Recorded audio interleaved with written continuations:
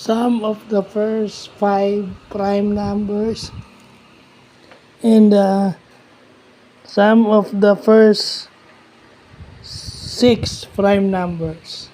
So, yun yung isa sa pinakamadaling questions supposedly na medyo nahihirapan din akong sagutin.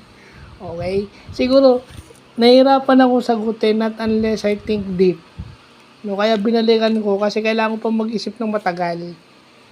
So, ganun talaga ako kahina sa I don't know why, but aminado kong ganun talaga ako kahina. So, binalikan ko siya.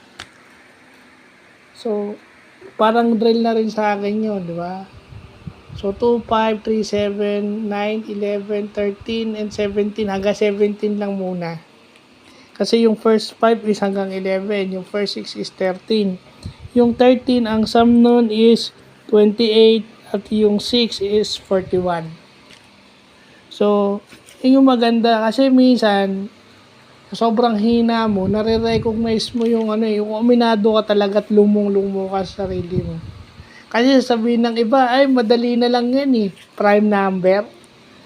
Oh. Kung may nakalimutan kang kung first 6 yung tinatanong, hindi may nakalimutan kang isang number. Oh. Ano ba yung prime number? Di ba yung prime number is ikaw, yung 1 at saka it itself. Yun ang factor. Except for 1. At dapat walang remainder. Except sa 1, yung 1 times 1. Except doon, yun ang prime number. Eto, yung sinabi ko. So, yung 1 in itself, yun ang prime number. So, kung may makalimutan kang isa doon, kasi minsan, kahit saglit, nakakalimutan mo kung ano yung definition ng prime number pag masyado ka ng stress di ba?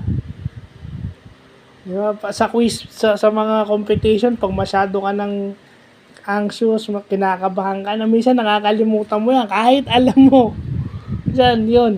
Kaya kung nagme-mental exercise ka, kahit pagod ka na, mentally pagod ka na, natitrain mo yung sarili mo.